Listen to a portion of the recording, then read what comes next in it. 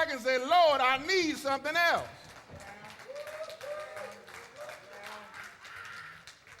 I'm not lying. Children of Israel had God and the prophets, but they wanted to look like everybody else.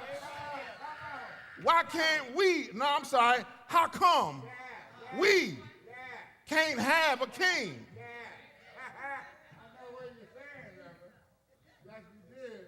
All right, so here we go.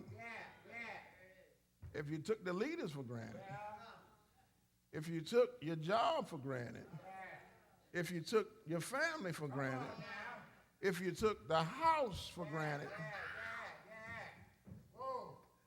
who gave you all of that? So ultimately, we take God for granted. How do I know? I see it in your lives. By the fruits that you bear. I'm seeing a lot of lemons. I never picked a lemon from a tree to open it and eat it without making a sour face if I did it.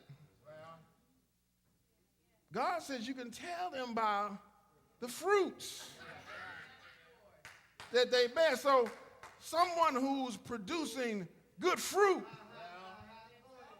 they don't take the fact that they was planted, watch this, on good soil, good ground, that had the good rain from the stormy days, and then the good sunshine when the storm rolled away.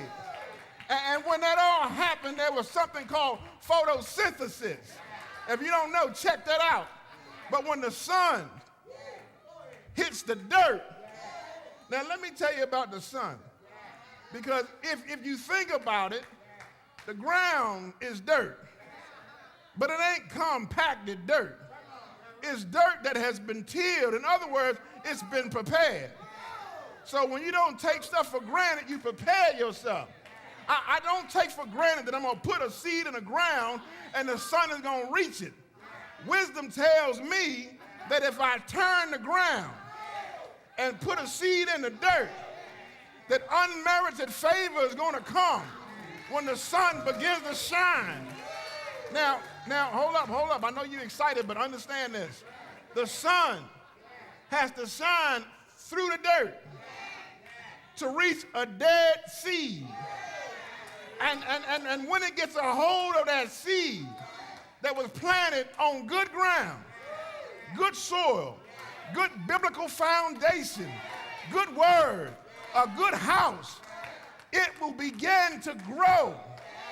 And as long as we keep feeding that seed, as long as we let some rain from time to time come in, as long as we let the sun from time to time shine, those two gonna get together. But it's God who gonna stir up that seed to make it sprout up and grow into a tree. But now, hold up.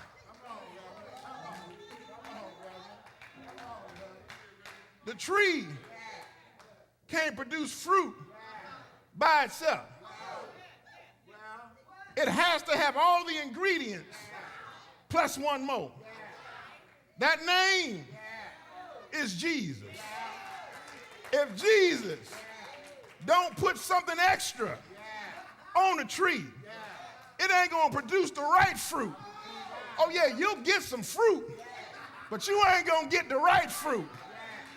You need to get the fruit that God says everybody can pick from. But because we take God for granted,